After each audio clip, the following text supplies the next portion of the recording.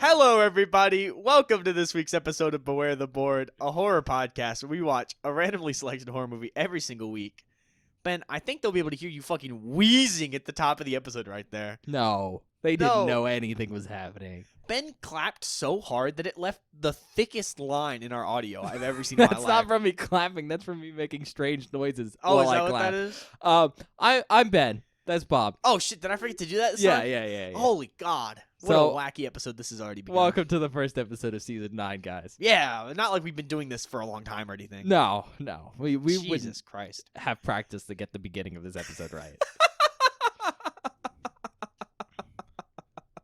Holy shit. Anyways, how you been? It's been like kind of 2 weeks since our last official episode. I mean, I saw you. I mean, we recorded Mother's Day last week, but Yeah. it's been 2 weeks for us since we Can recorded a board I episode. bitch for a second before we get to news and the podcast part of the podcast? Sure. I fucking hate. Me? Not you. Aw.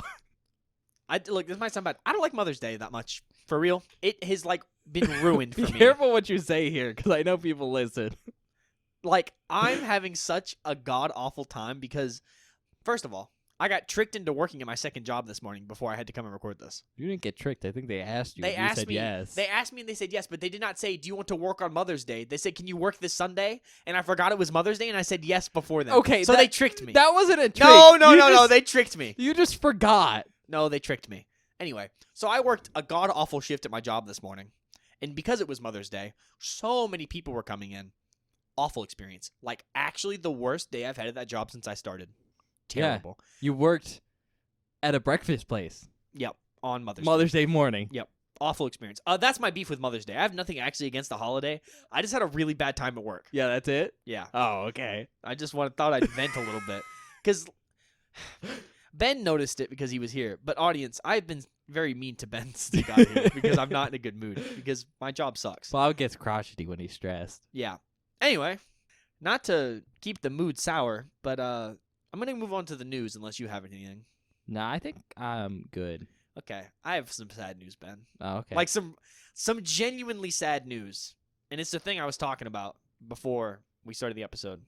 In tragic news, horror legend icon. We've talked about him before on the podcast. Roger Corman has died. He did it passed finally away. happen? He passed away today, Oh, day geez. of recording, That sucks. at the age of 98. Also, I don't know if you knew this. He had a bunch of nicknames that I didn't know about. I looked them up. They're very funny. He was known as the Pope of Pop Cinema and the King of Cult. Those are good titles. I like both of them. He's known for directing the original Little Shop of Horrors and heading New World Pictures. He created so many, like, amazing horror films in the time that he was alive. He worked on so many projects. I mean, he has films that he worked on that have not even come out yet. He was still working on stuff up until he just passed. Oh, yeah. today. I mean, he was super influential. He did a bunch of shitty movies. A Yeah. lot of them horror, but some of them are really good. Some of them are really good. Piranha. And what you haven't even thought about is he worked with a lot of people who got like their start with him. Yeah. Probably a good example that you probably don't know is James Cameron. I Like, actually didn't know started that. Working under Roger Corman. That's really fucking rad. I was going to think of Joe Dante. Yeah, there's a bunch of people. That's sad, but it's not unexpected. No, he was old. He The was very, last very time old. I saw an interview with him was like a year ago, and I took one look at him. I went, "You are ancient." Yeah, I mean, he died. He had lived a very long life. Yeah, But I was really sad to hear that happened today. yeah, that sucks. Yeah, because that dude, man, made a lot of cool shit, and I really appreciate a lot of what he did. But now that we're done being sad and complaining about our jobs, well, I guess now that I'm done being sad and complaining about my job, I didn't complain. yeah, well, let's get to the podcast part of the podcast where we watch a All movie right. or something. So new season. So I got to go over the Yeah, it is. categories. Hell yeah, Benjamin. All right. So my category was Cabin in the Woods. Yeah. So the old trope of like, there's a spooky cabin and we're gonna go into the woods and we're gonna stay there and nothing could go wrong. yeah. It's a classic good one. stuff. It's a good trope. Remakes, Yeah. which fuck. was our random, and Bob suggested that a long time ago. I did. I think it's his first random that's been chosen. It is, very sadly. Now, it's very specifically remakes that of movies we've already seen Yeah. on the podcast. So, like, for example, we could watch The Hills Have Eyes remake. We could watch Texas Chainsaw Massacre remake. We could watch. There's a bunch of them. We got quite a few options at this Yeah, point. I tried to get a bunch of different things for the remake category. We could watch the American remake of The Ring. Yeah. We Holy could. shit! What do you think about that? That's cool. I'm not sure how many of those you'll like Oh, we'll see. versus how many will annoy you. I'm probably gonna get real mad at that And category. that's kind of the flip flop there. I will say half of me was like, I could put a movie that we're gonna watch this season in one of the other two categories, and the remake of it in the remake category. Well, then it would be unlucky if I pulled the remake But I before was the like, original. Maybe I shouldn't do that. No, that's funny. it Honestly. would be funny. But we already had a bunch of options, even though Yeah. we've gone through some of the more special remakes, Yeah. like Halloween Mm-hmm. for the Rob Zombie one. God. And then we have, last but not least, cult movies, which was Yeah. Bob's pick. And you specifically wanted not cult classic films, No. but movies about cults. Movies about cults. And that was, I'm not going to say it was hard to find. There's Sure. a ton of movies that feature cults as like Mhm. a main thing. But the issue is a lot of those movies are either the cult fact is like too much of a spoiler Mm-hmm. because it isn't revealed till most of the way through the movie. Yeah. Or, I don't know, those films are famous, but the cult is not necessarily part. the famous part. Mm-hmm. I tried to get some interesting things in there. I'm not excited sure about that one. how culty they'll feel, but there are definitely some good movies. Okay. With that being said, what category are you going with today? Man, okay, so I'm not starting with remakes. I made that a rule before we started. I was like, I'm not gonna start with remakes. Are I you just gonna don't want end to. with remakes? No, I don't Do know. 1, 2, 3? I don't know what I'm gonna do with remakes, but that's the category okay. It's the one I'm least excited about. That'd probably be a good way to end because it's 3. Movies we've already seen, basically. Yeah, but I think it's also 3 distinctly different things. Okay, interesting. I'm not starting with remakes because I'm the least excited for that category because it's like we already kind of know what we're getting into. I think the most interesting part about remakes is seeing what movies you picked Yeah.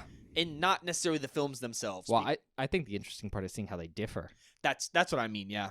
And then cults is a cool category, and I pitched it because it was something that I've know horror movies use as like a trope, but it's not something we've seen films that focused on it. Mm-hmm. So I kind of no. I'm starting with yours. I'm starting with Cabin in the Woods. I'm too excited. I'm too excited to not pick it because there are so many films that take the trope Cabin in the Woods and do something cool with them, and I know are good. Like we've already seen a couple, but Tucker and Dale. That movie is that I would consider that Cabin in the Woods movie. Oh, that is a spoof of Cabin in the Woods and it's movies. awesome, and I love it. And so that's kind of why I'm really excited. So I'm going to choose Cabin in the Woods. I'm going to choose... You can do anything, yeah. Yeah, fuck. Where do we start? 2. 2? Are you sure? Don't are you sure me right now, Are you motherfucker. sure? Do not are you... Yes, Ben, I said 2. Okay. Today we are watching a film from 2002 2002. known as Cabin Fever. Cabin Fever. Oh, no. Not what I expected in this category. Not that... No, that's not what I mean. I mean, I expected something like this, but this isn't one of the films I expected to see right now. Yeah. I was expecting, like, Cabin in the Woods, or like the movie, the Cabin in the Woods. Yeah. Something like that. Never even heard of this one. Cool. Oh, you've never heard of it? No. Oh, do you have any guess about what it's about? People having cabin fever, and that scares me. Oh, like the thing where you're stuck in the cabin too Yeah. long and you're Mhm. like, I gotta get out. Yep. All right. You're not even gonna elaborate. No, I'm just asking what you thought the movie was about. Oh my! You're about to God. find out. No, I know. You're about to find out. Oh God. Description. Don't scratch too hard. Ew. Ugh. Sounds a little gross, right? It does. Ben. Oh, you motherfucker! What's I wrong? will stop recording if I have to puke. Mm, Oh, good fucking God. Maybe you'll be okay. I doubt it. Maybe you'll be okay. I doubt it. Maybe you'll be okay. Nope. It's an hour and 33 minutes long. A normal length film. It's rated R. Okay, thank God. Some review scores here. IMDb gave it a 5.6 out of 10. It's not bad. Tomato meter of 62%. Okay. And an audience score of 44%. Okay, well. Not great. But for awards, it has 3 wins and 12 nominations. Okay, that's pretty good. I think before I maybe get into the notable actors, Okay. maybe I cover the director really quick. Because you Okay. don't seem hyped enough. So I think Hyped enough. this Should is I where be I tell excited? you that this is the directorial debut of Eli Roth. Oh, no. Ben, turn off the podcast. Turn it off. I'm not doing that. We're really going to watch an Eli Roth film on Mother's Day? Yeah, that's when we're recording, guys. Yeah, we're recording this on Mother's Day. Yeah, his directorial debut. Great. His first film. Great. Fantastic. I'm so excited to vomit in 20 minutes. I thought I should tell you that before I get into the actors. You motherfucker. because Anyways, notable actors: Ryder Strong as Paul. He played Sean Hunter from Boy Meets World. I've never seen that. He was on 158 episodes between 1993 and 2000. Isn't that like a sitcom from the 90s? Yeah, Or like a drama from the 90s? yeah. Okay. I thought so. It's pretty famous. Yeah, yeah. Jordan Ladd as Karen. She was Shauna in Death Proof. We talked about that film a little bit before. Yeah, I think they'd seem familiar. James DeBello as Bert. He was Tommy in Scary Movie 2. I haven't seen Scary Movie 2. You not? No, I saw the first one. Okay. I knew you'd seen one of them. I just assumed you'd seen the second one. No. You might know this person. I definitely knew this person because I took one look at their face and I was like, I'm having flashbacks to my childhood as a 90s kid. You were born in 1990. As a 90s kid. Shut up. Serena Vincent as Marcy. Literally who? She played Maya, the Yellow Galaxy Ranger from Power Rangers Lost Galaxy. Okay, you know what? She was on 45 episodes in 1999. I do remember. I now know who you're talking about. The Power Ranger thing got me. I was like, who? Yeah. And then I well, said, there's multiple different Power Rangers. Sure, yes. And she's on This is the Galaxy Rangers one, the right? Galaxy Ranger. Yeah, one. which is the yellow one? Yeah. Yeah, okay.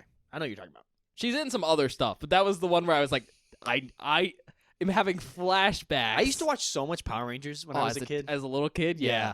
Joey Kern as Jeff. He played College Boy 2 in Super Trooper. Have you seen that movie? No, but I've heard it's very good. Okay. Erie Verveen as Henry the Hermit. He was Murphy in Sin City. Giuseppe Andrews as Deputy Winston. He was Howard in Pleasantville.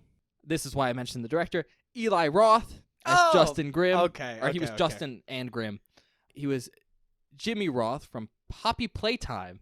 If you didn't know that, game? he's in the game, both the first and second chapter. That's crazy of Eli Roth to be in those games. I know. What is he doing? I don't know. Directing good films and being in weird games? I haven't played those games. Oh, they're so strange. I've never played them. I've watched people play them. They are weird. Weird and scary. I've kind of wanted to play the first one because it's free. And now I'm like, oh, Eli Roth. Eli Roth's in this. That is bizarre. Adam Roth, who's assumedly his brother. I forgot to look that up. You didn't look at him. You're just going, yeah, they have the same last name. They have the same last name. And, well, he's also in Eli Roth's directorial debut film. So, fair enough. probably. He was the happy bald guy in this film. And he was also the mountain climber in Disaster! Exclamation point. Not the word exclamation point. Like the symbol. The symbol. Robert Harris as Old Man Codwell. He was an extra in Junebug. And then Tim Parati as Andy. He was Dr. Emmett Carson from The Walking Dead. He was on 3 episodes between 2016 and 2017. I don't remember that guy from The Walking Dead. That's fair. He was I on haven't- 3 episodes. Yeah, I haven't seen it in a long time. Like I said, Eli Roth's the director. The writer, also Eli Roth. Okay, makes sense. He has a story by credit and a screenplay credit. Cool. And then the co-writer is Randy Perlstein. Now, Eli Roth's also written The Green Inferno, Mhm. which is the movie directly inspired by... Cannibal Holocaust. Yes. Yeah. Do you know where the name comes from? We talked about it on it's that what episode. they call the jungle in Cannibal Holocaust. That is true, but that's not where it comes from. Oh, really? I believe it's the name of the documentary the film crew in Cannibal Holocaust yeah. were making. That's The what it Green was. Inferno. They also call the jungle the Green Inferno. Well, yeah, that's just, I think, a nickname for, like, Mhm. the Amazon. And then Perlstein has basically no other credits. Really? Yeah. Budget, it looked like it was estimated at $1.5 million. That's a lot of money for a debut film. Yeah. Box office turnout, $30 million. God, Eli Roth is just, man, that Well- guy must be good at something, huh? About 30.5, but, Country of origin, United States. Okay. Tagline, Oh, Lord. catch it. Catch it. Jesus Christ. Catch it. This is not going to be a fun movie, is it, Ben? This is not how I wanted to start the season, man. Like, not that I'm not... okay, look. This is our first Eli Roth film on the podcast, right? I don't think we've seen anything else by him. I don't I don't think so. I've talked about... We've definitely talked about Eli Roth a lot. We have. I've talked about Thanksgiving. Thanksgiving and the other one, Hostel. I don't think we've really talked about Hostel, but We talked vaguely about Hostel. talked about Green Inferno. Yeah. This is our first one. Yeah, and I it's think his so. it's also his first one. Yeah. Couple firsts today. I'm excited but I am very, very, very scared. Yeah, I mean, to be honest, sometimes Eli Roth stuff can be pretty gory and Yep. like grindhousey, but sometimes it's okay. Really? Like Thanksgiving was fine. I've heard that movie's good too, and I want to watch it. Like We on should- gore.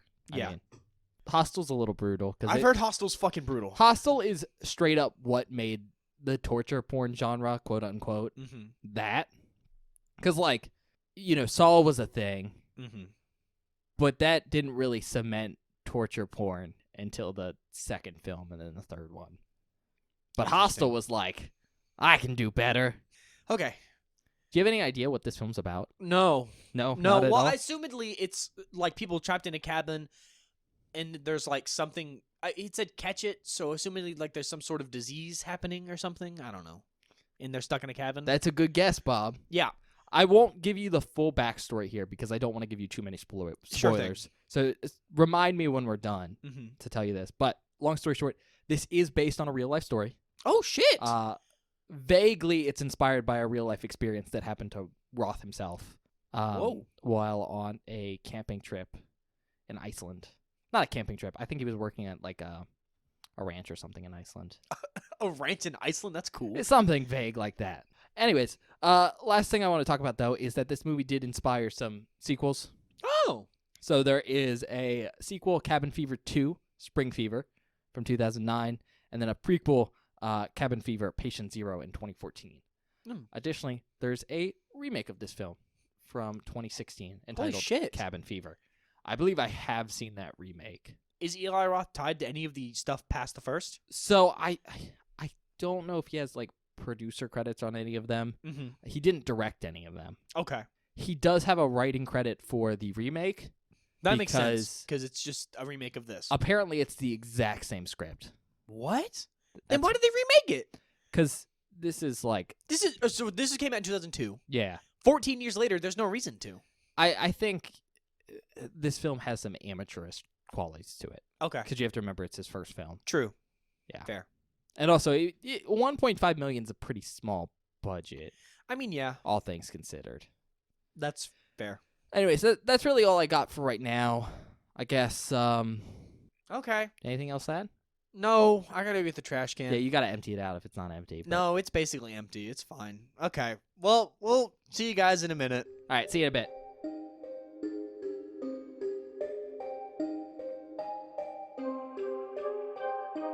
Hi, everybody. Welcome back. We just finished watching Cabin Fever. 2002. Yes. Sorry, I forgot there was a remake. We got to specify. And Yeah. I'll put this out here right now. We were watching the movie, and I was looking at it, and I was like, I think I've seen probably the remake and not this version. That's funny.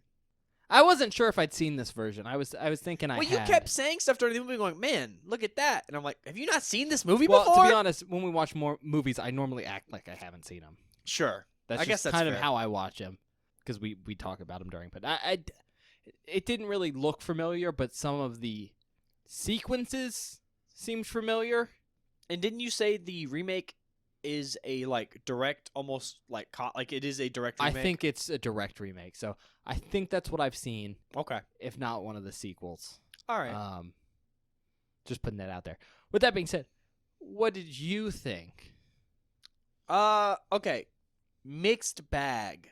Yeah. I like the movie, but there are some things that happen that I just don't understand. Like, why is that happening in this film? We'll talk about it at some point. We'll get to it. But this movie is very much one where it's like, I get what he was going for, and I get why he did some of the things he did, but then I'm going, but why did you include this? This doesn't make sense in this film. So, yeah, that's how I feel about the movie. Okay. So far. We'll talk about it, but I think that's also how I feel. yeah. It's a weird movie. It's a weird movie. And I can get why some of its review scores were really low, Yes. but then I also was like, I can totally see how this is a cult classic. Like I was saying, I like the film, but that doesn't make it not weird. It doesn't make it good. Yeah. I mean, Night of the Lepus, y'all. Oh, that's a perfect movie. I will stand by that. I stand by the point I just made. You can stand by the point you just made all you want, but you're wrong. With that being said, though, we're gonna do a brief rundown. Definitely go into this movie without spoilers. Like, Yeah. if you can go into this movie not really knowing what it's about, It definitely helps. that helps a lot. So if you're interested in the movie or you're kind of on the fence, I'd recommend you go and watch it right now. Mm-hmm. But with that being said, I'm going to do a brief rundown and then we'll talk about it. So spoilers ahead. With that being said, the premise for this film is rather straightforward. It's about these, 5 friends? Yes. I don't know their names. There's Bert, who Okay, sucks. you got that one right. He does suck. He is like the worst person you can imagine. He's pretty funny, though. He is funny, he's a but he sucks. he's a well-written, sucks character, which is Yeah. always good to see. Paul, which is kind of the pseudo-main character. Nice. You got his name right. Yeah, you mentioned his name a lot at one point. These 2 girls, one of them's blonde, one of them's a brunette. Karen. Is the blonde one? Yes. Okay. Nice. Don't act like Uh, nice. I didn't know their names. I don't know the other one's name. She was yellow Power Ranger. Yes. But what is her name? I can look it up. Why can't I know Karen's name, but that's because Paul says it a bunch. Paul really likes Karen. Paul does really like Karen, and that's kind of a subplot in the movie. We'll get into that in a bit. Once we figure out this other character's name, what is her name?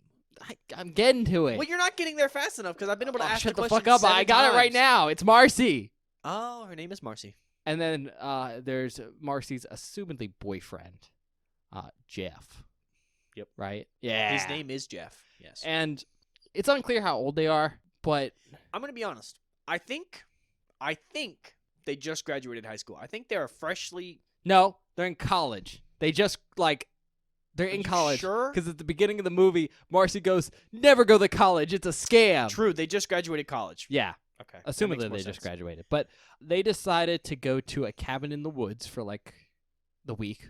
Yeah. Spend a week Um, in a woods with your friends. It'll be fine. Nothing bad could possibly happen. which is fine, except they're very much unprepared for doing that. Oh, absolutely. And they've chosen a cabin in the middle of nowhere. Nothing around for miles. And, they get there. They're being little shitheads, but whatever. Yeah. I mean, And while they're there, a guy with a very, very obvious, infection, very obviously sick, walks Yes. up. And lo and behold, people start to get sick. Mhm. And that's kind of the movie. Yeah. It's, if you couldn't tell from that, very nihilistic. You get into it and you're like, this is not going to end well for anyone. Anyone involved. And hint, hint, it doesn't. Mhm. With that being said, though, we're going to get into the actual talking about it section. So, sounds good. Go watch it now before we spoil it. With that being said, is there anything you kind of want to start off with? I don't know when we talked about this. Oh, I think it's in an outtake that we talked about. You talked about it before the movie, but apparently Eli Roth had a lot of trouble getting the script picked up for a couple of reasons. Yeah, so that Start was with that. 'Cause I kind think of this an is interesting story. Because I was doing some research on this. It's a smaller film, so it's one of those hard things where we don't buy Blu-rays before we do Episodes. episodes, so I don't have a lot of the research material that is usually available for films because it's usually director commentary and stuff. But it looks like no one really wanted to pick up this script Mhm. because Eli Roth was an inexperienced director, Yeah. but more importantly because I think they wrote this script in 1995. Holy shit. Well, that makes sense. And right in 1995, what was happening is the horror genre was dying. Horror movies were not profitable, and it wasn't until Scream in 1998? 1996. Was it 96? It was 96. Jesus Christ, I'm so bad with dates. And that's also much earlier than I thought. What was 98? Was that I Know What You Did Last Summer? No, Something that like was that. also 96. Hmm. I think they were both around the same time. Anyways, point being, he couldn't sell it because at first the horror industry was not profitable, so everyone was like, this movie's going to fail. Why would we want to produce that? And then once Scream came out, everyone was like, this script isn't like Scream. So he couldn't sell it then either. And, eventually got to the point where he was starting to get more interest in it. But the film's super grimy or whatever. Yeah. Which, I Um, mean, I expected that, and I kind of like it. It's not just in the gross aspect, but there's a lot of rude and crude humor and stuff. Yeah. It's a dark comedy, very much See, so. that is something that I wanted to talk about. And we can talk about it in a second. But the thing I'm going to point out is they say slurs in this film. Yes. They drop a hard N-word 5 minutes in, Mm-hmm. and apparently that also didn't help with getting interest. What I was going to say is Another reason why I feel like you probably had trouble getting the script picked up is every other word out of some of these characters' mouths is fuck or some other like curse word. Like, yeah, they used a slur at the beginning. That probably didn't help. They only use it twice. I was gonna say, well, actually, a couple times. It gets repeated because people are like, don't say that. Anyway, that is something I want to talk about because these characters are, college age graduates. So I would say anywhere from like 24, 23, maybe, Yeah. depending on, when they started school and stuff. 18 to early 20s. Yeah. The way they talk is so indicative of like what I imagine 2002 college age kids at that point would talk like. Like they're just cursing up a storm and just saying the most ridiculous shit. I mean, their favorite thing to say is like, that's so gay. Yeah, they'll just call stuff gay in the negative. It's just like you can tell this is written when it was written, and I like it because I think it's funny. But yeah, I can definitely see where there would have been challenges to pick it up. Sure. With that being said, you wanted to talk about the dark comedy aspects of this film. Yes. And to be honest, I think the big thing to note about this film is it's very much feels like a Grindhouse film. Yeah, You that's know? fair. We were watching this film, and especially getting close to the ends of it, and I was like, oh my god, you know what this reminds me of? A Rob Zombie film. And very specifically, House of a Thousand Corpses. Holy shit. And I had to like go, wait, was this inspired by House of a Thousand Corpses? Because, Eli Roth's a genre fan. And I was like, no, that film came out in 2003. Whoa. But there's some very close similarities because, again, Yeah. I think they're really going for the same aesthetic and Mhm. inspirations. When I was looking at it, it looked like Eli Roth was taking some direct inspiration. I say direct inspiration, but some more explicit inspiration from films he liked. Mhm. So Texas Chainsaw Massacre, Yeah, there's a very specific scene. The Last House on the Left, We haven't seen that which yet. is, I believe, a John Carpenter film. No, it's Wes Craven. I was about to say that's a Wes Craven. Yeah, and they very explicitly, I think they play like the theme song for Last House on the Left Oh, do they really? in the car at some point. That's cool. And then The Evil Dead. Yeah, I don't know. I haven't seen it. You haven't seen that either, but like I mentioned it during the movie, the cabin they're staying in Mhm. looks a lot like the Evil Dead cabin. Okay. But point being is like all those films were pretty like low budget, Mm-hmm. but also, if not necessarily explicitly graphic, but very violent feeling films. Yeah, And you could really tell that that's what he was going for. for sure. And I think it gives it this nice kind of grindhouse aesthetic. And then when you combine that with the dark comedy, which really does come through for how like early 2000s feeling the dialogue is, there's a lot of funny bits in it. It's Yes. very absurdist. And when you combine that with No, like, this movie I would say is batshit insane. yeah, and when you combine that with people dying, it's obviously dark comedy and Yeah. that plus the grindhouse aesthetic. It's very distinct. Mm-hmm. We didn't really talk about it, but not only is it Grindhouse in the way like it's composed and written, but they do some Grindhouse style like editing stuff too that I wasn't expecting. Like stuff that's just like because in Grindhouse you always end up with like these weird cuts and weird like color stuff, and they do some of that, and I actually really like that stuff. Yeah, there's some weird like flashes of mixes of like memories and also glimpses into the future randomly inserted. At first you're like, oh, that's just people's dreams, but it's not always Mm-hmm. inserted in places for that to make sense. Yeah. And then scenes are colored red sometimes. Yeah, it's a very unique style. Mm-hmm. And I can't even say it's like Eli Roth's distinctive style either, because this film feels very amateur. Yeah. I'm not gonna lie. But I kind of like that. But again, personally. I think it meets that aesthetic properly, Mm-hmm. because Grindhouse is not necessarily the most polished thing ever, No, and that's kind of the point. and this film doesn't feel very polished. No, it feels very unpolished, but in a nice way, in my opinion. Like it feels rougher on the edges, but in a way that like feels good to watch. Yeah. On stylistic notes, though, I think we can get into kind of some of the more important stuff if you're okay with that. Sure. I think one of the things people think when they're talking about Eli Roth is gore. Mm-hmm. So what'd you think? It didn't make me throw up. I'm pukeless this time. You got really close. I got so close when something particular happened. No, it was a lot. It was bloody, but it was not as intense as I thought it was going to be. Yeah. There wasn't really gore in this film.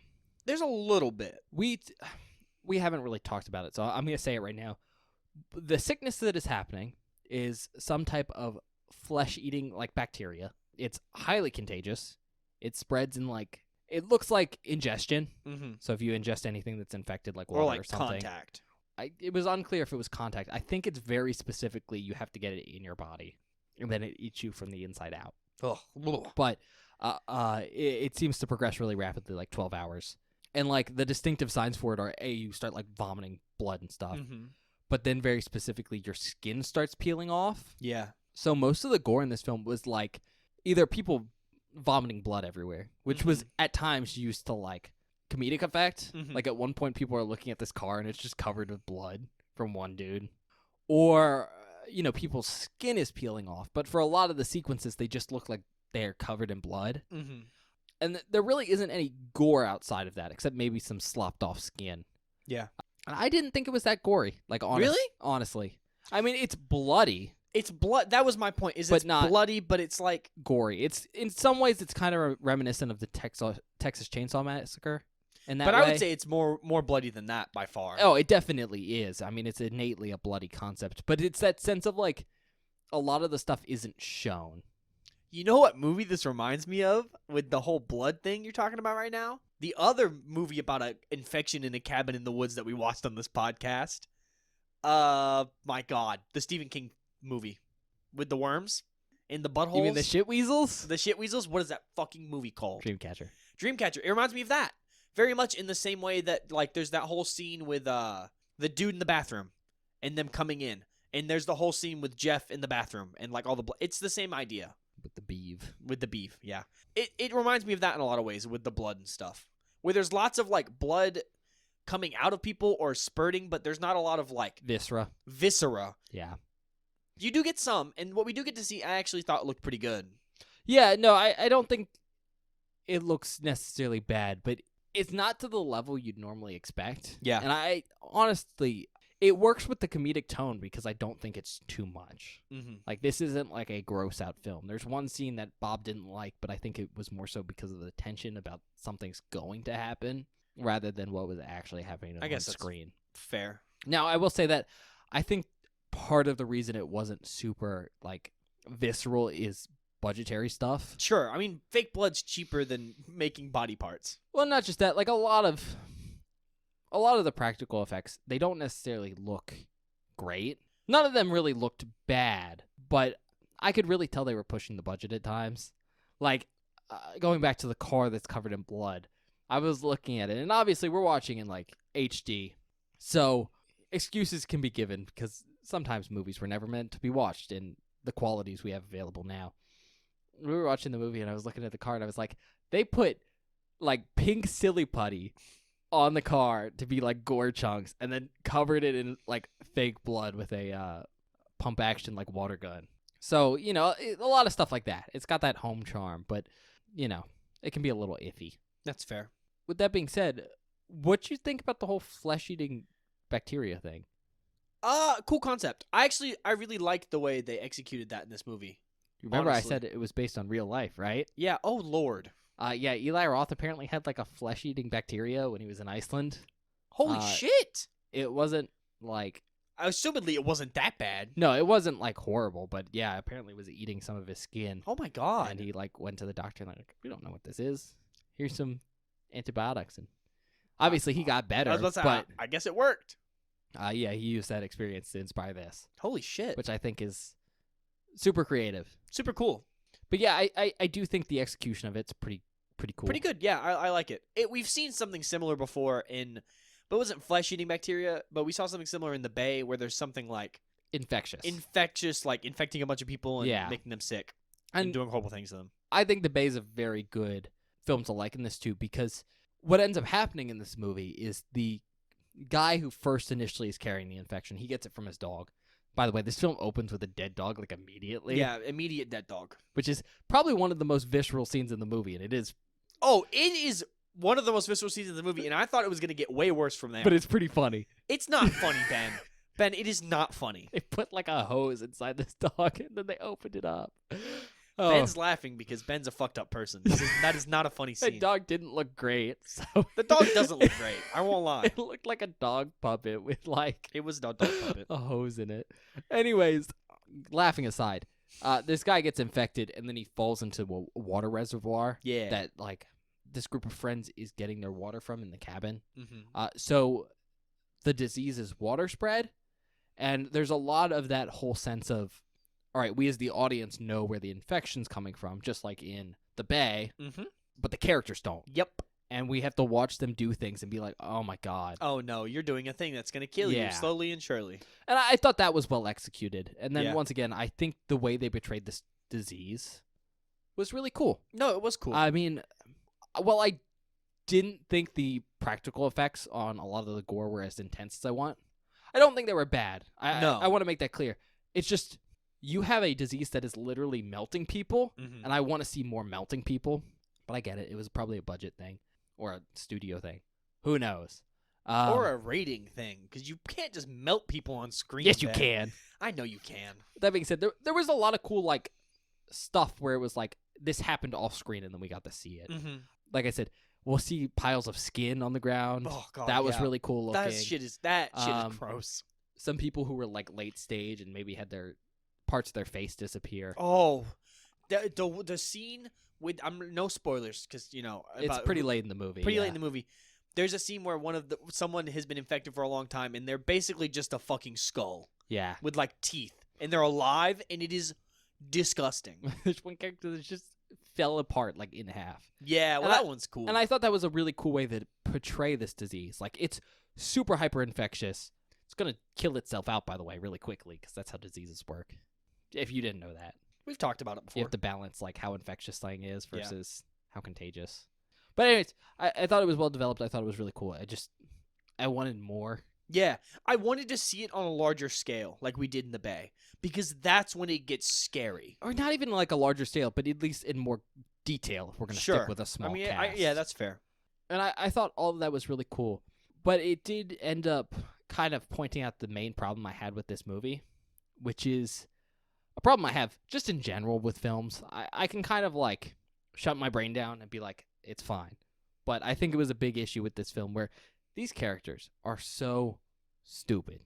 Okay, Like, that's not what I have a complaint about, but that is a fair point. I'm sure you have a different complaint. We'll get into that in a second. I do have a different But- complaint. Sometimes you watch a film and it's like, these characters are making bad decisions. And, Yeah.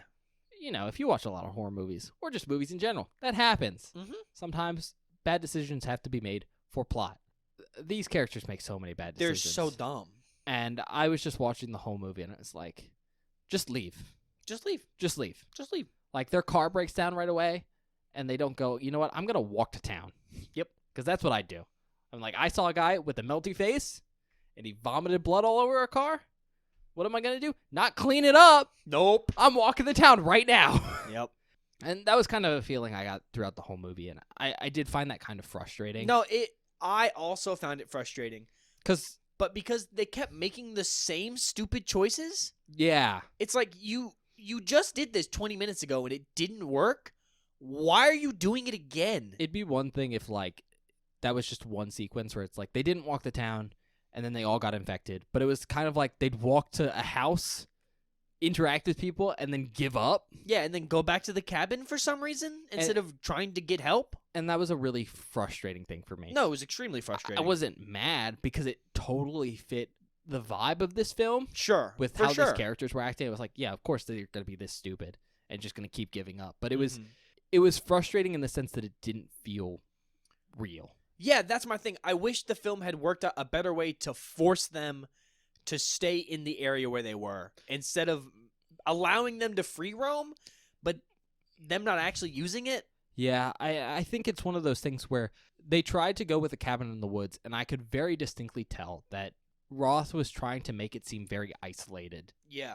But the way, I don't know if it was the way the film was shot and like plotted out, or maybe it was the script, but the cabin they're in does not feel very isolated at all. No, it doesn't. It feels like there's people next to them, like 5 minutes walks away. There is literally a scene where Paul has come up to a house and gets chased off by a guy with a gun because he's like trespassing, and it literally cuts from Paul running away from the house to arriving at the cabin. Yeah. It feels like there's no space between these places and the cabin. So then it's like, well, why don't they actually just get real help? Yeah, and it's it's weird because the script feels like it needs to be super isolated, It for sure does. but all the logistics of this universe play out that it's not. Yeah, and if the cabin is super isolated, then we don't get as much like, I don't know, greater infection stuff that we see later in the movie. Like it just doesn't work out like that, you know? So if you want to include both, you kind of have to choose. I don't think so because once it's infecting the water, it's like this can spread super easily. Sure, but it just feels like I don't know. There's just a clash between concept and writing, it seems. yeah. Probably the best way to put it. And like I said, I think I've seen the remake of this film. Mhm. And I want to say it might have handled that better. I don't know. It's been I would hope so. years since I've watched that film. I think Sure. I probably watched that movie when it came out. So I have the vaguest memories of it. Mhm. But I vaguely remember it being a lot more of a straightforward horror film than this one. Yeah. I could be incorrect, but like more of a we're super isolated and this virus is killing us kind Yeah. of thing rather than a grindhouse dark comedy. Okay. But don't quote me on that. With that being said, you said you had a issue with it. Yeah. What was that? Man, look. I understand Eli Roth coming in trying to make a film based on films that he likes. Not based on, but inspired by. By films that he likes. And Yeah. that's totally cool, and I totally understand that as like a creative person, like trying to take things you like and be like, I like this aspect of this thing. I want to put it into a thing that I'm making. Well, yeah. I mean, what is it? I forget the phrase, but it's something along the lines of like, it's not emulation is the greatest form of.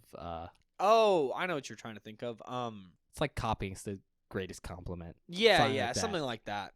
But so I understand what he was trying to do by making like a grindhouse dark comedy film. I don't like the comedy part of this movie that much. In fact, I think it kind of makes the movie worse. Like I feel like the actual horror elements of this movie are so strong and could be so cool that if you cut the comedy part, the movie could be a lot better. Like yeah, I mean, I can see that. I just think some of the comedy is too ham-fisted. Like, some of it is funny and it works. Like, I think the whole thing with Winston and the bloody truck, that's acceptable and actually is funny and I'm okay with.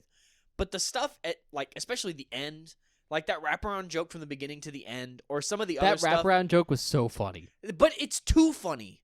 It's too funny for how nihilistic and, like, unhappy this film is. Yeah. It's too much. Because, like, I'm such a fan of how sad and fucked up this movie is. Because I think it works, and it's really strong, and it's, like, interesting. But having these, like, the jokes in there just breaks it up too much. Like, I want to come off of this movie feeling awful and tragic and sad about it. But then you end on that joke, and I go, this fucking sucks.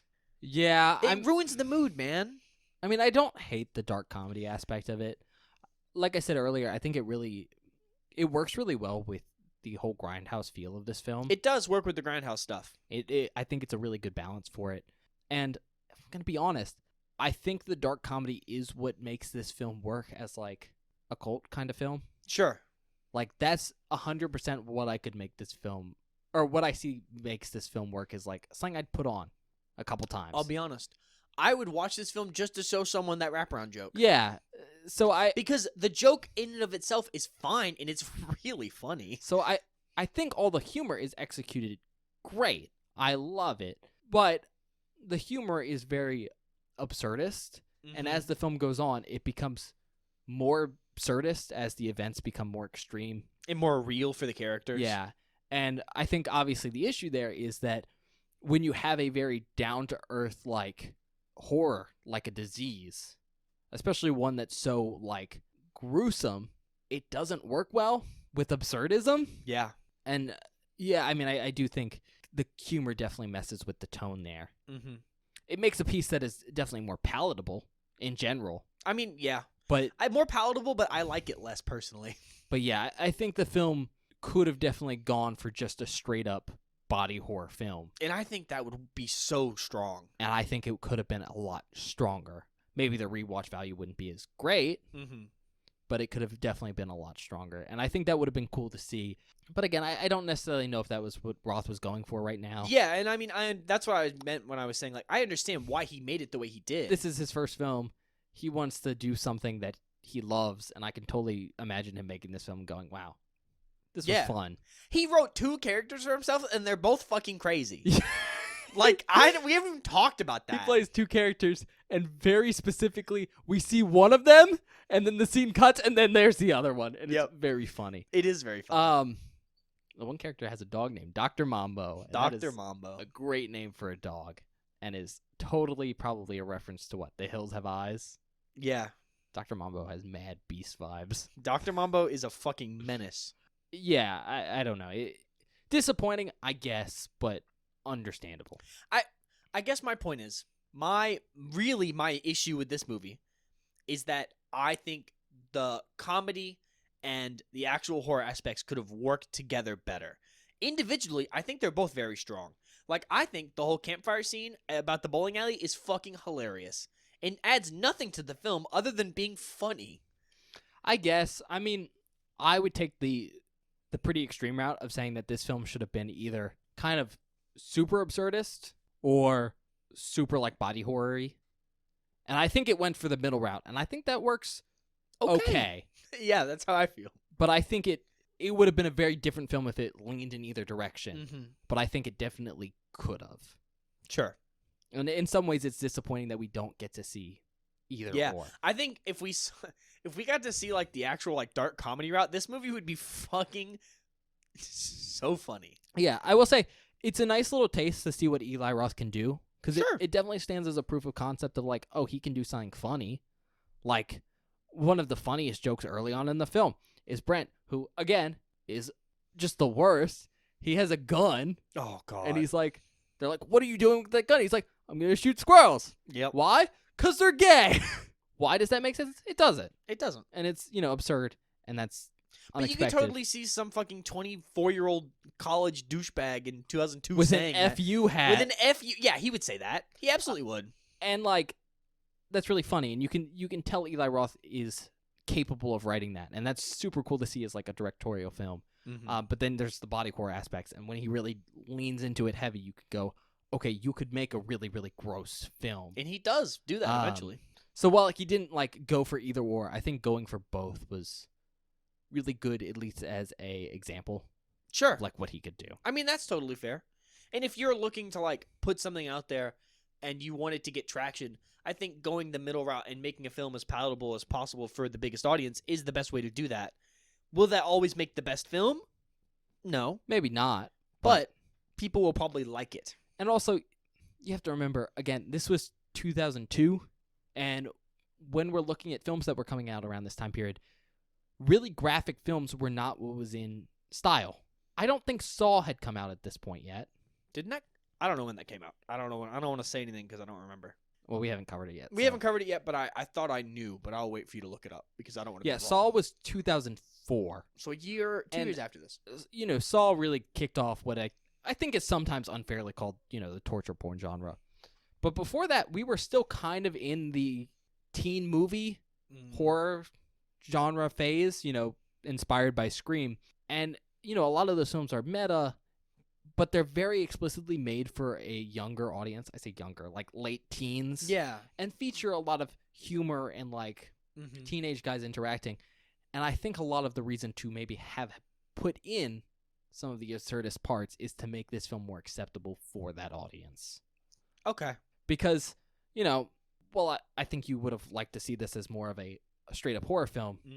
I mean, I don't think it could have been, but you have to think that right after this film in 2005, Eli Roth went on to do Hostel. Damn, which that came is out right after this? Exactly kind of that film. Like that film has some humor in it because I think Eli Roth is generally speaking a pretty funny director and a writer, but Hostel is definitely just a graphic film. It doesn't have the same level of humor in it. But I think he was able to do that because the environment for horror movies at the time had shifted. Okay. Interesting. Because you gotta remember, he was also he had this film kind of on layaway. Yeah. For- You said he wrote the script in 95? I want to say it was 95. That's crazy.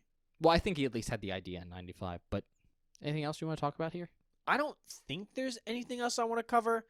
I mean, we haven't done like our broad stroke stuff.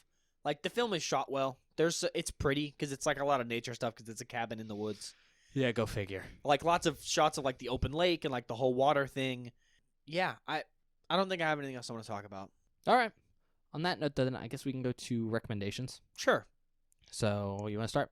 Yeah, if you're interested in Eli Roth, I've never seen an Eli Roth film until now. This is my first one. I think this is a good starting point because I think Ben made a very, very good point when he was talking about Eli Roth making a film that is more acceptable for a general audience. Because I feel like a lot of the draw to Eli Roth is like gross, disgusting films like Hostel, stuff like that. But if you're not into that, but you're interested in watching a film by him, this is a good place to start. Because this one isn't super, like, it is bloody, but it's not like super, super graphic or violent, Yeah. I guess. It's not visceral. Yeah. And a lot of that's balanced by the humor. Mm-hmm. If you want a dark comedy, while like I said, I don't like the mix of the comedy and the horror in this film, I think the comedy in and of itself is usually very funny. A lot of the stuff lands and is enjoyable, but I just think that kind of clashes with the tone of the film in general. If you want a movie about like an infection, I think this is an interesting infection film because it does some stuff that other films try to do, but it doesn't work as well. Like the whole isolation thing, the fact that we get to see it like come out and do other stuff is really cool. Like the fact that it spreads without anyone knowing, and then I don't know. I like it. Yeah, I mean, you get to see it spread out of this small group. Yeah. Or even just the simple fact that we watch how it gets into the water supply. Like, it doesn't start that way, so Yeah. it's cool to see it progress in real time. Unlike something like The Bay where it's already in the water. Yeah. So it just starts that way. And all that movie's happening after the fact. Yeah. I think those are my recommendations. All right. Well, right off the bat, let's go with what this genre is. It's a cabin in the woods film. I think it's a pretty fun cabin in the woods film. You definitely get the vibe because, like, that's where 90% of this movie takes place. It doesn't feel maybe as isolated as I want it to be, but at the very least, you feel like you're in a small, like, I don't know, town in the middle of nowhere. And they don't have phones. They may very explicitly are like, we all have radios. Why don't you have a radio? Yeah. Which is kind of funny. It is funny. Otherwise, if you want an infection film, I think this is a pretty decent one. They do some fun things playing around with we as the audience know, but the characters don't know, so you get to be like, who's going to be next? Kind of stuff going on, and I thought that was really well done. If you want a grindhouse or like a dark comedy kind of film, I think this is pretty decent for both. I definitely liked it more than Rob Zombie's House of a Thousand Corpses. I also liked it more than Rob Zombie's House of a Thousand Corpses. I think it has a very similar vibe. They're straight up, slight spoilers, there is a rabbit in this film, like someone in a rabbit costume, and I went, oh my god, how is that not inspired by House of a Thousand Corpses? Holy shit, I didn't think about that until just now. An identical thing at the very end of in the house of a Thousand Corpses. Yeah. So they have a very, very similar vibe. Although I think in some ways better dialogue in this film. Rob Zombie has a very distinctive style of dialogue. These are very similar styles of dialogue. But they are very, very similar. I think the jokes just landed a little bit better in this one. Fair enough. But if you like House of a Thousand Corpses, or if you were kind of on the fence with it, because I know when I've watched House of a Thousand Corpses with friends and we were all having a good time, that movie's great. Mm-hmm. And so I think if you understand what that vibe is, this film can be a lot of fun. But I think my biggest recommendation is just if you like people associated with this project. I know there's a couple famous actors in this. Yeah. The one who plays Paul is pretty well known if you watch Boy Meets World. Mm-hmm. Obviously, if you're a kid from the 90s and you were watching Power Rangers, right? There's a Power Ranger in this. Which is weird in context because she goes topless for a couple scenes. Yeah, just thought about that. That just crossed my mind, but Ben. Then again, she was just in another teen movie, I believe. She was probably also naked in that. And she was. And very distinctly, she didn't want to do a butt shot in this film because she didn't want to be typecast. I see. But yeah, if you like them, they're kind of cool. But the really big one is obviously Eli Roth. Mm-hmm. This is his first film.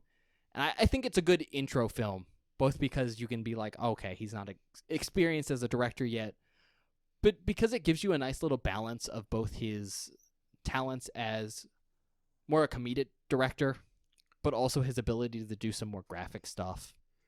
And it really feels like a splatter film, like something he'd be known for.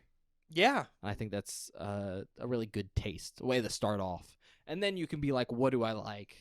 If I like the humor, I can move on to something more funny. Like, I think Thanksgiving has a pretty humorous vibe to it. Or I can be like, let me just dive straight in The Hostel I kind of want to watch it now. or Green Inferno. I also want to watch that now. Yeah, nice little Because taste. I survived this one. I think I'll be okay. Those ones are much worse. But I'm glad that you've convinced yourself that you'll be okay. Yeah, as long as I think I'm okay, I might be. Yeah, rate it. Okay. Like I said at the start of this post movie, mixed bag. I like parts of this movie. I don't like other parts. But I think it's way better than I thought it was going to be. Like, not way better. It's a lot better than I thought I enjoyed it more than I thought I would. I thought it was going to be one of those movies where I came out and I went, oh, that was gross and I didn't have a good time, but it's objectively a good film. No, I had a good time. It was gross. Objectively, pretty okay film. Not fine art, but just Not fine art, but fine. yeah. But like I said, I have issues with the dark comedy stuff. Like, I think the dark comedy, when it lands, it hits, and when it doesn't, it just takes away from the like tension and gritty reality of the infection that's happening and all of the stuff we're seeing that's horrible and awful. And I just, the tonal whiplash at the end of this film of watching all these people unknowingly get infected with this horrible flesh-eating bacteria, and then the joke they end with, I can't handle it. It, like, breaks my brain. Like, I get why he did it, because it is incredibly funny. Like, it is so hilarious. It's so funny. But it doesn't work. It just doesn't work. It's too far. He went too funny with it. I don't know. Eli Roth was too funny. I think I'd argue it works, but it makes this film very different than what you were expecting. I guess, but I think that puts me at like a 3.5. Yeah. Because I do like the film, and I do enjoy it, and I think I would show it to other people if they hadn't seen it before. But I think it's a good Ugh. background movie. Like if you were at a party or something, and you just had something like, I could sit down and chill and watch this for a bit, I don't know. or like I could. Because I can't away. imagine talking to someone on the couch and then looking up and seeing like something from this movie. Because that just like Yeah, because stop. you're not desensitized yet. I guess that's fair. I think I'm gonna give it a 3.5 as well, because straight up, I like this film, but I don't love it. It just feels very mixed bag for me. Like, I think he did a really good job with it, and I think overcame what the concept was. You know, it feels like a nice little grindhouse film. I can feel where he was getting inspirations from films he loved. Yeah. It's much funnier than I was expecting. There's a good amount of like blood and stuff. It might not be as like insane and over the top as I necessarily expect from Eli Roth, but Yeah. whatever.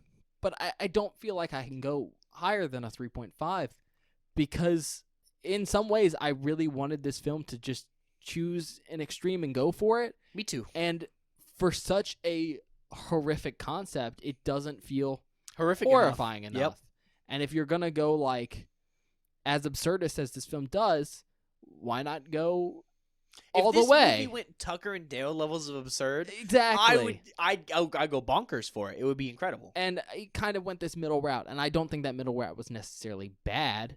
I think it makes the film a lot more approachable, but it definitely could have been either or, because Eli Roth has the skills to be absurdist enough to do something like Tucker and Dale, but he 100% could have made this Way worse. the grossest film ever. Yep.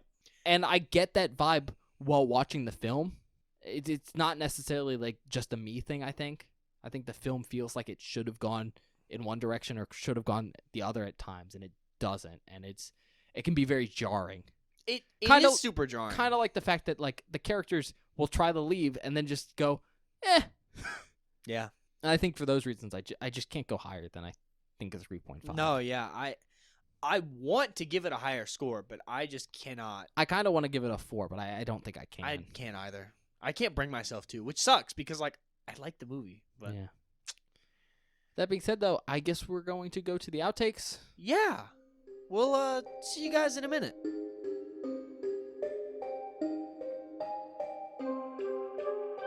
Hello, everybody. Welcome to the outtake section for this episode of Beware the Board. I hope you're enjoying our review of Cabin Fever so far. I like this film. I think it's very, very interesting, but also very, very gross. But without further ado, let's get into the outtakes. This first clip is our reaction to seeing Henry the Hermit get infected.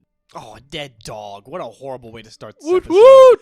What a horrible... What is it? The first less than 10 minutes of the film and there's a dead dog. It's the best way to start a film. Oh, sure, bro. What the fuck? I can very clearly see its stomach like burst open or something. Yeah, it definitely is dead as shit. Like, its stomach is, like, fucked. And the fact that this guy hasn't realized Yeah. it is wild. Oh! That was cool! This next clip is our reaction to some of the many, many reasons why Brent fucking sucks. This guy's just starting a fucking forest fire! Look at him! This guy is a menace to And society! he's walking away from it. He needs to be put in prison! He left it. Only you can prevent forest fires. Only you can make forest fires this goddamn big! By the way, this is actually a Killer Bear movie. That would be cool. Smokey comes out of nowhere. He'd RKO this guy. Holy shit, this guy sucks. Like, he's like comically awful. He just shot a guy! He started a forest fire and then shot a man? It's not going great. No, this guy sucks. This next clip is our reaction to some gross stuff, but also Ben realizing he might not have actually seen this movie before. Oh god, Bert's arms. Bert's everything. Oh god, damn. That's so fucking gross, dude. Like he's. I knew it was a gross movie. Have you not seen this one? I don't think I've seen this one. I'm having that realization that I think I've seen one of the sequels or the remake. That's crazy. I'm not sure which one, because a lot of this feels somewhat familiar, but not. Directly so. Yeah. This next clip is our reaction to one of the more gruesome scenes in this entire movie. Well, this is just going to end poorly. Oh my god. Why are you doing this? Why are you doing? No, stop. No, Ben, I cannot handle this. If what I think is about to happen happens, I might actually fucking lose my Stop. Stop before it gets bad, please. You ever Oh god. you ever peel carrots? No, shut the fuck up. Shut the fuck up. For an apple, Shut up. and then like accidentally fuck up and nick yourself. Oh. Oh.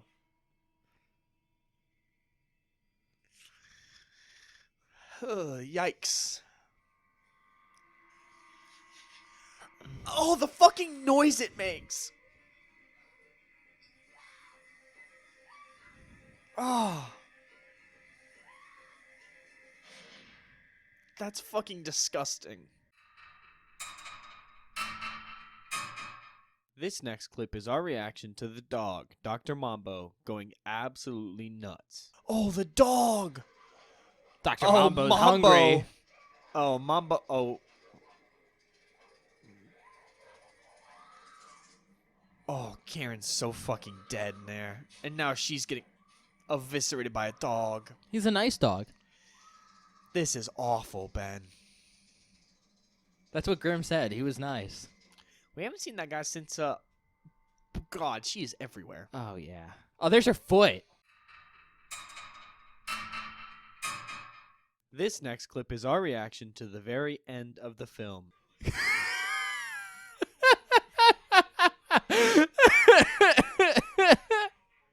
What? Oh, my God. That's the joke from the beginning? That's the wraparound for that one? That was pretty good, though. That was pretty good. That was pretty good. And the whole town's drinking the lemonade. Oh, they're all gonna die. That's horrible. What the fuck is this movie? Like, actually, what the fuck is this movie?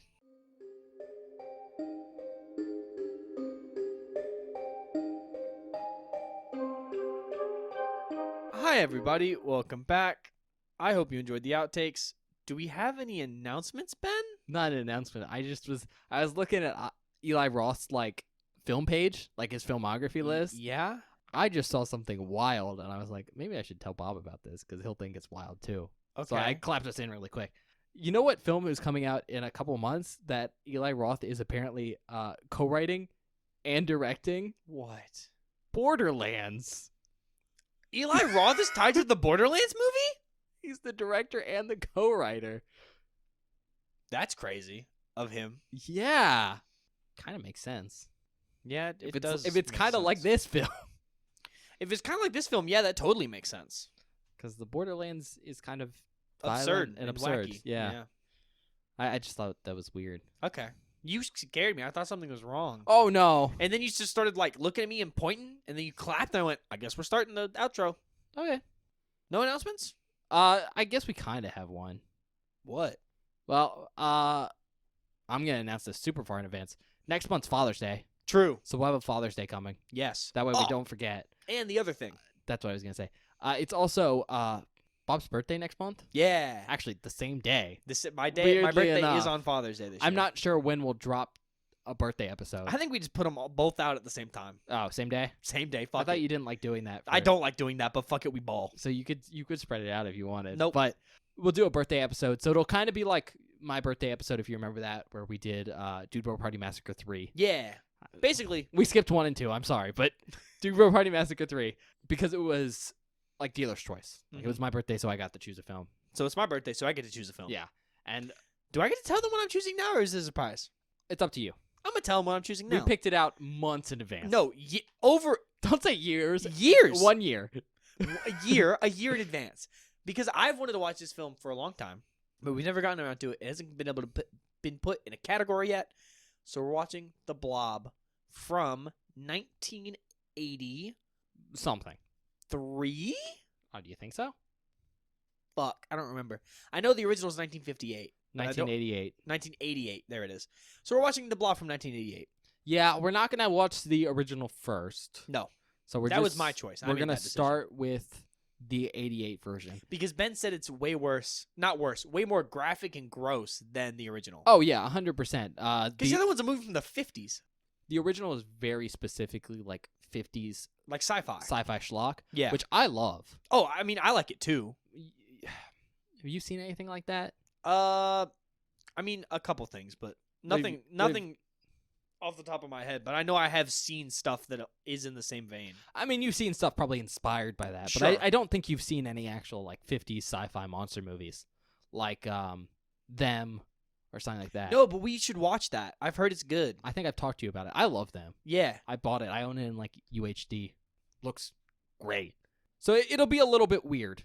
Yeah. Because we'll be watching a remake essentially.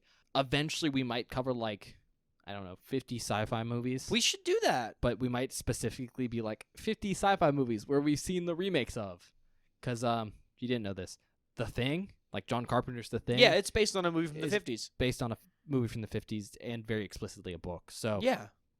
that- Because what is it, in Halloween? It's on the TV, isn't it? The Thing is on the TV. the original one, Yeah, the original from the 50s, yeah. which also a very good movie. Yeah. So that might be a category option later. It's like We've done 50s originals. I was gonna say, we've done non-horror stuff before, so it wouldn't be outside of the box. Yeah. So that'll be something to look forward to.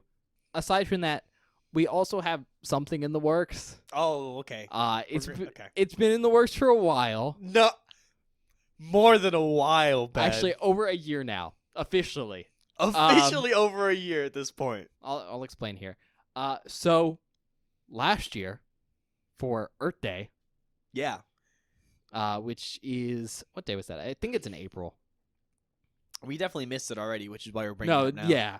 Yeah. Earth Day is April 22nd, and there's very explicitly, last year we were trying to do like A bunch of holidays. a bunch of holidays, and it's like it's Earth Day, I think Arbor Day, Yeah. and then I needed a third one, so I was like, I think there's Chernobyl Remembrance Day, like back to back to back over like a 2-week period, and I wanted to cover the Unholy Trinity. Yeah. So if anyone doesn't know, it's Blood on Satan's Claw. Yep. Do you know the other ones? Witchfinder General Witchfinder General. and Wicker Man. And I was like, let's watch all those because I don't know if we talked about it. If we have, it hasn't been for a while, but I love folk horror. Mhm. I've written papers for college Yeah. on the folk horror genre. It's super cool. And those are kind of like the films. Yeah, they're called the Unholy Trinity because they're the films you should watch before you watch other folk horror films, so you have a basis for the genre. Not necessarily, but they're like the ones that created the genre, or at Yeah. least the feel. And we watched Witchfinder General, Yep. and we started our second film, so Blood on Satan's Blood Claw. and Satan's Claw. And I'll say right now, I blew out my back during recording. Which Okay, well, hold on, don't say it like that. No, don't Ben. Don't say it like that. That is not what he means. He means he injured his back before recording. yeah. So my job's very labor intensive, and I'm pretty sure I'm an old man.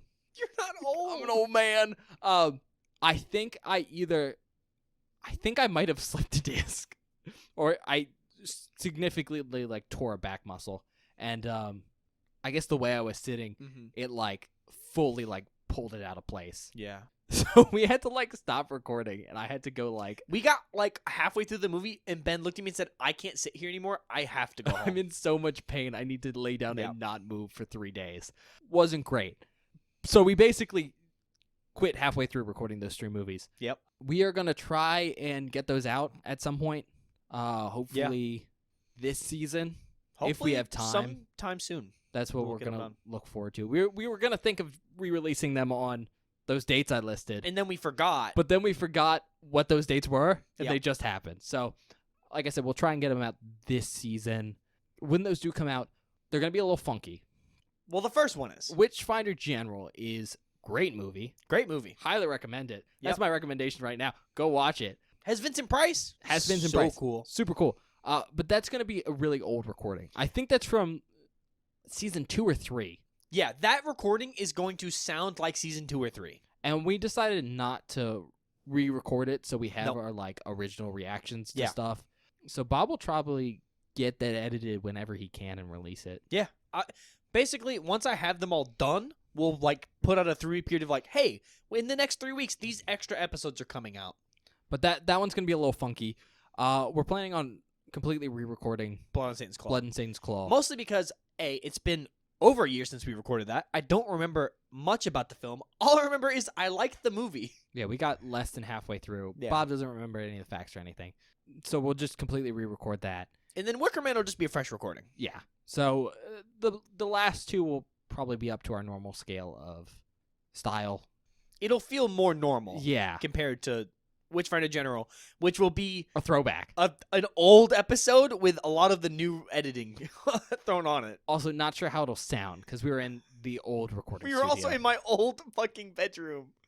Oh god. So that's going to be a little bit weird, but it'll be nice to have those out. Also, I'm really looking forward to watching The Wicker Man yeah, because no, that is one of my favorite movies of all time. I know, and I've been wanting to watch it forever, but do you know how, look, We're busy. I moved and we hadn't recorded that. I literally had to move and put the sticky note for Witchfinder General in my desk to make sure I didn't lose it, so I had the outtakes. I still have it. It's over there. Yeah. I've had that sticky note with the outtakes like listed on it forever. Yeah. It's wild. We just need to get it done with. But it should be cool. Hopefully that'll come out this season. We're busy, but we'll try to get some extra stuff out. We haven't really been doing too much of that. No, we haven't year. had time. Look, it's like having a second job is intensive. Or Yeah. something At some point though, we'll probably also try and cover one of the series. that we need to finish. Yeah. So, by the way, if you have any series you want us to like finish up, let Yeah, us that know we've started. you know. explicitly what those are because we haven't decided what we want to cover. There's lots of stuff up for options. I mean, we got Halloween, we have Scream, we have Leprechaun. Yeah, and I'd like to at least finish one of them this year. Yeah. Maybe 2 if we have time. With that being said, I think that's all I have for announcements. So, Okay. usual spiel. Check us out wherever you get your podcasts, Spotify, Apple Podcasts, other podcasting platforms. If you're checking out the podcast on any of those, please leave us a rating or a brief like review. Those really help us get recommended to other people on those websites. Additionally, if you like the podcast and you think someone else might like it, go recommend it to them. That's kind of nice. It really helps us Nice. out. No, we really appreciate you guys sharing and supporting the podcast. Yeah, this dinky little thing we do. Yeah. It's cool. Aside from that, we're also on YouTube, which admittedly isn't great for audio-only content, but it's really nice for showing us some support It's like an easy place for us to gauge engagement. Mm-hmm. Subscriptions, views, likes, stuff like that. However, YouTube does have some cool tools for you all. There's a search function, which allows you to search keywords in all our videos. So if you're curious if we've covered a specific movie, that's a pretty easy way to find out. And then you can get like an episode title, go find it somewhere else if you want to listen to it on Spotify. There's also a bell button, which lets you get notified whenever we post something new, in case we surprise you with something. I know we're not really great about telling you in advance We did a good job today. when stuff comes out, but we do it, well, sometimes. Unless Bob, accidentally posts something early or something. Whoa. Nobody saw that except for you I that I saw know it. about. If you're curious, he accidentally uploaded our Mother's Day episode on Thursday with our wrap-up. I might have accidentally hit the wrong button. I might have been used to just hitting the Friday at midnight button.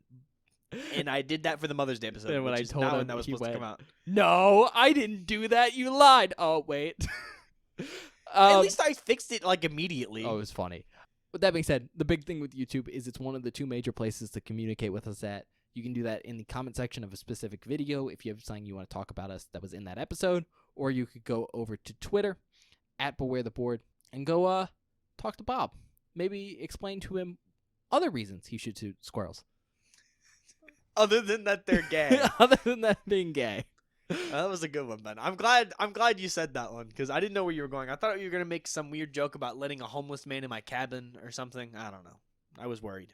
Like Ben said, check us out on Twitter at BewareTheBoard. It's where we post updates about the show, information about the show. Basically, if there's anything you want to know about the show, it goes on our Twitter. On Mondays, I post a spoiler post for that Friday's episode, which is a hidden movie cover that you can reveal, so you can watch the movie before we do. So whenever you listen to the episodes, you don't get any spoilers, and we're being vague about stuff. You know what we're talking about. Then on Fridays, or whatever the episode goes live, I always post a link to the episode. So if you miss an upload or whatever something up, there's always a link on our Twitter. Last thing, check us out on TikTok and YouTube Shorts at BewareTheBoard. We do short form content for the show. So if you want to support us over there, really appreciate it. I know I haven't put one out in a minute. Like I said, I've been busy. I want to, but it's hard to find clips. And also, maybe a little bit of transparency. We got copyright struck for one of them recently, so I need to maybe figure out a new way to do short form. Because Bob put in a clip without breaking it up, and that was the issue. yeah, and the company that owns the movie did not like that. Yeah, you have to break up clips. So, yeah. If you like short form content and enjoy the show, check us out at BewareTheBoard on TikTok and on YouTube Shorts. Ben, I think that's it. All right, well, we'll see you guys next time. Yeah, we'll see you guys next time.